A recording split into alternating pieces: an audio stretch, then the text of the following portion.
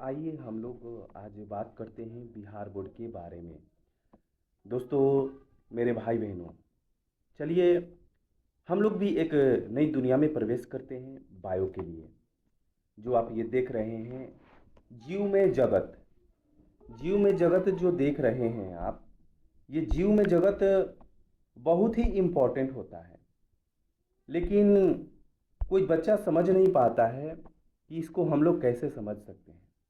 लेकिन हम ऐसे ही चालू करने जा रहे हैं आपके बीच में, जो बहुत ही इम्पोर्टेंट होगा और अच्छा से हम अपनी भाषाओं में समझाने का प्रयास करेंगे और आप अच्छा से समझ भी सकेंगे। हम जहाँ तक कोशिश होगा दोस्तों, हर एक चीज़ को अपनी भाषाओं में समझाने का प्रयास करेंगे, क्योंकि जो भी हमारे पास बच्चे पढ़ने के लिए आएँ उनको अच्छा से समझ में आ जाए। तो सबसे पहले चीज़ मैं ये आपसे बात करना चाहता हूँ कि ये बायो का फर्स्ट चैप्टर है, जो बहुत ही यह अलग चैप्टर माना जाता है और बच्चा इसको अच्छा से समझ भी पाता है। तो सबसे पहले हम इस पढ़ाई को 15 मिनट ही लेकर चलते हैं मेरे दोस्तों, और 15 मिनट के अनुसार ही हम लोग पढ़ने का प्रयास करेंगे। और आज के पाठ का जो लक्ष्य है ये आपके सामने दिया हुआ है। प्रजनन की भाषा, परिभाषा व महत्व समझना, प्रजनन के प्रकार बताना, अलैंगिक व लैंगिक प्रजनन को समझाना, निषेचन, युग्मक और विकास को समझाना। इस सारी चीज़ को हम लोग बारी बारी से समझने का प्रयास करेंगे। तो सबसे पहला चीज़ है दोस्तों कि प्रजनन क्या होता है। प्रजनन के बारे में समझेंगे, रिप्रोडक्शन जिसको हम लोग इंग्लिश में कहते हैं, ठीक है। अब हमें यहाँ पर ध्यान देना है कि जो रिप्रोडक्शन है उसको हम लोग कैसे समझेंगे और अच्छा से समझने का प्रयास करेंगे। अब देखिए, ये जो दिया है आपके सामने, इसको देखिए। सभी जीवों को एक मूलभूत सभी जीवों को एक मूलभूत विशेषता है अपनी जाति को आगे बढ़ाना। ये बात सही है कि सभी जो जाति होते हैं, यहाँ देखिए, सभी जो जाति होते हैं, सभी जीव होते हैं, एक उनके अंदर मूलभूत विशेषता होती है। और वो विशेषता क्या होती है दोस्तों? अपने जाति को आगे बढ़ाना। क्या होती है? अपने जाति को आगे बढ़ाना। इस प्रक्रिया को, यानी क्या कहा जाता है दोस्तों? इस प्रक्रिया को ही हम लोग क्या कहते हैं? प्रजनन कहते हैं। क्या कहते हैं दोस्तों? इस क्रिया को ही, इस प्रक्रिया को ही हम लोग क्या कहते हैं? प्रजनन कहते हैं। अब देखिए, प्रजनन के द्वारा जीव अपने जैसे संतानों को निर्माण करते हैं। बहुत समझ में आया होगा दोस्तों। कहने का मतलब है कि प्रजनन, यानी प्रजनन के द्वारा जीव अपने जैसे संतानों का निर्माण करते हैं। बात सही है। अब यहाँ पर आ जाइए कि प्रजनन का महत्व क्या होता है, कि प्रजनन का महत्व क्या होता है। जैसे कि कहने का मतलब है दोस्तों कि यहाँ पर आपको देखना जरूरी है कि ये कह रहा है कि प्रजनन का महत्व क्या है। तो ये कह रहा है कि इससे संतानों की संख्या बढ़ती है, इससे संतानों की संख्या बढ़ती है, जाति का अस्तित्व बना रहता है, जाति का अस्तित्व बना रहता है, यानी वो अपनी जाति को निरंतर क्या करते रहते हैं? बनाए रखते हैं। वंश की निरंतरता बढ़ती रहती है। वंश की निरंतरता जो होती है दोस्तों, निरंतरता वो बनी रहती है। यानी आज इस समय में एक वंश को जन्म दिया तो वो भी वंश दूसरे वंश को क्या करेगा? जन्म देगा। इससे उनकी जो वंश की है पीढ़ी बनी रहती है, अपने बच्चे को जन्म देते रहता है। ये बात आपको समझनी जरूरी है। अब आगे आपके नीचे ये दिया है एरो के सामने कि जीवन के विकास में सहायक होता है। जीवन के विकास में सहायक होता है। बात सही है। ये भी समझना जरूरी है कि जीवन के विकास में ये क्या होता है दोस्तों? सहायक होता है। अब हमें समझना है, अब हमें क्या समझना है? आप अच्छा से देखिएगा। अब हमें इसको देखना है कि प्रजनन के प्रकार कितने होते हैं, कि प्रजनन के प्रकार जो होते हैं वो कितने होते हैं। ये देखिए, ये सामने जो दिया है प्रजनन के प्रकार, ये इसको आपको अच्छा से समझना है। अब हम समझने के लिए क्या करें दोस्तों, आगे बढ़ेंगे। आगे बढ़ेंगे उसके बाद से आपको समझाएंगे अच्छा से। अब देखिए, अब ये जो दिया है प्रजनन के प्रकार दो होते हैं। क्या होते हैं, प्रजनन के प्रकार दो होते हैं। पहला क्या होता है दोस्तों, पहला जो होता है लैंगिक अलैंगिक प्रजनन होता है, एसेक्सुअल रिप्रोडक्शन होता है, ठीक है। और दूसरा नंबर जो होता है लैंगिक प्रजनन होता है, यानी सेक्सुअल रिप्रोडक्शन होता है। जो आप यहाँ पर अच्छा से समझ सकते हैं, यहाँ पर दिया गया है कि अलैंगिक प्रजनन क्या होता है। वैसे जीव होते हैं जो अपने द्वारा अपने से ही एक अपने जैसे जीवों को उत्पत्ति करते हैं, ठीक है। यहाँ पर आप देख सकते हैं कि यहाँ पर अमीबा का द्विखंडन के द्वारा समझाया गया है।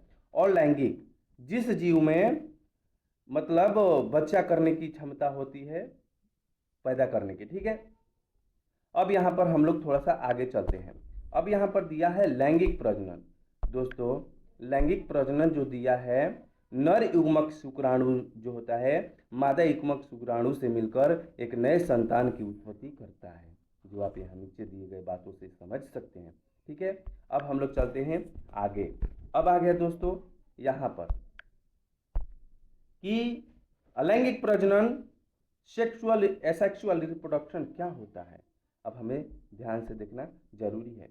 पहला नंबर है दोस्तों कि यहाँ पर इसमें एक ही माता पिता से संतान उत्पत्ति होती है। सेक्सुअल रिप्रोडक्शन बताते हैं कि इसमें एक ही माता पिता से संतान उत्पत्ति होती है, जो बात मैंने यहाँ पर अमीबा में भी आपको समझाया, ठीक है। अब हम लोग चलते हैं दूसरा नंबर बातों पर।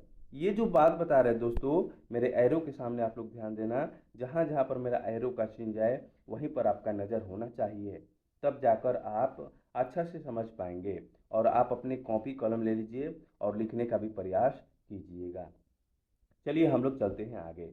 अब बताता है दोस्तों कि इसमें युग्मक यानी जो गैमेस्ट होते हैं, जैमेस्ट होते हैं, इसमें युग्मकों का निर्माण नहीं होता है, ठीक है। इसमें युग्मकों का निर्माण नहीं होता है। संतान माता पिता के समान होती है। तीसरे नंबर बातों पर आप ध्यान देंगे दोस्तों, जो होती है संतान माता पिता के समान होती है, अर्थात उन्हें विविधता नहीं होती है। ये हमें चीज ध्यान देना है, ठीक है। आगे नंबर बात चौथा नंबर पर हम लोग जाने का प्रयास करेंगे। यह सरल और तेज गति से होने वाली प्रक्रिया है, बात सही है। यह बहुत फास्ट होती है दोस्तों, जो आप इसको देख नहीं पाएंगे कि कब इसका मतलब प्रक्रिया हुआ, कब अपने बच्चे को जन्म दिया, ठीक है। इसमें हमें थोड़ा सा जल्दीबाजी में हो जाता है, ठीक है। अब हम लोग चलते हैं आगे।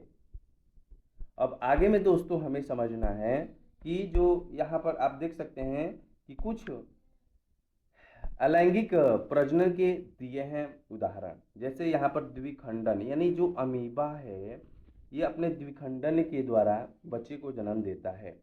और ये जो हाइड्रा, हाइड्रा आप लोग तो पढ़े होंगे। ये जो हाइड्रा है, ये हाइड्रा मुकुलन के द्वारा देता है अपने बच्चे को जन्म, ठीक है। अब हम लोग चलते हैं तीसरा नंबर पर। ये तीसरा नंबर जो है दोस्तों स्पाइरोगायरा है, ठीक है। जब आप लोग पढ़िएगा तो आपको धीरे धीरे सब कुछ समझ में आ जाएगा। स्पाइरोगायरा यानी जो खंडन का होता है, ये खंडन की विधि द्वारा ही अपना करता है बच्चों का अलैंगिक प्रजनन, ठीक है। अब हम लोग चलते हैं चौथा नंबर पर। ये जो चौथा नंबर आपको दिया है, ये चौथा नंबर होता है दोस्तों फफूंद यानी राइजोपस।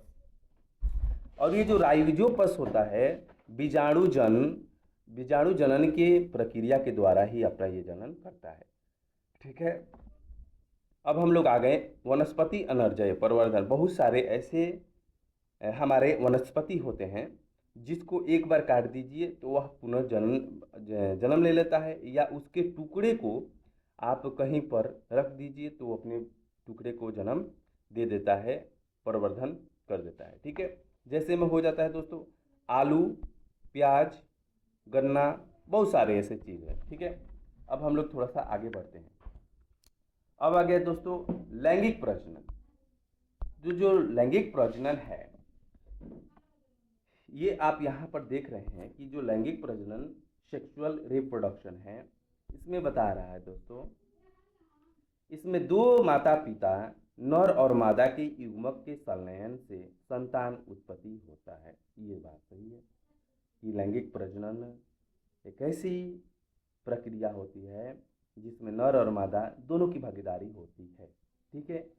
अब जैसे यहाँ पर देख लीजिए, नीचे में दिया गया है कि इसमें युग्मकों का निर्माण होता है। ठीक है। क्योंकि जो संतान माता पिता के गुणों के मेल से होती है, उसमें विविधता होती है, उसमें अलगाव होती है। यह सामान्य उच्च जीवों और जंतुओं में और पौधों में पाई जाती है। ठीक है। ये हमें ध्यान देना जरूरी है।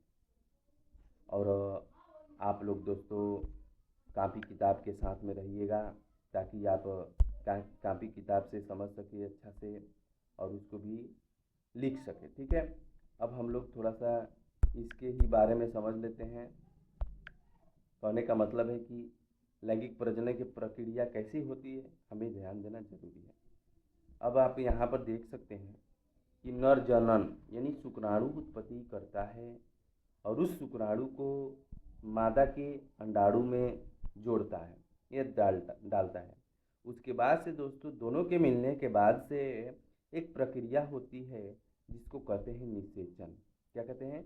निषेचन, जिसको इंग्लिश में कहते हैं फर्टिलाइजेशन। ठीक है। इस निषेचन और फर्टिलाइजेशन को जब आगे बढ़ाया जाता है तो ये आ जाता है दोस्तों, कहाँ पर? ये आ जाता है आपके युग्मक यानी जाइगोट पर। ठीक है। अब हमें थोड़ा सा ध्यान देना ज़रूरी है, क्योंकि जो चीज़ यहाँ पर है, जैसे आपको यहाँ समझाएं कि फर्टिलाइजेशन हुआ, उसके बाद से जाइगोट हुआ, युग्मनज हुआ, तब जाकर एक नए जीव की उत्पत्ति होती है, जो आप यहाँ पर देख सकते हैं, नए जीव की उत्पत्ति दोस्तों। तो ये है जो हमारा एक छोटा सा चैप्टर आप लोग को समझाए और बताएं। और आप लोग बताइएगा कि मेरा बायो का पहला वीडियो कैसा है, और मैं कोशिश करूंगा कि और अच्छा से अच्छा आपको समझाने का प्रयास करूंगा। बाकी अगर जो भी गलती हो हमारे बोलने और समझाने में तो बताइएगा, क्योंकि हम पहले पढ़ाते थे लेकिन अभी थोड़ा सा बीच में छोड़े हुए थे, और फिर हम अपने भाई बहनों के लिए ये फ्री क्लास चालू किए।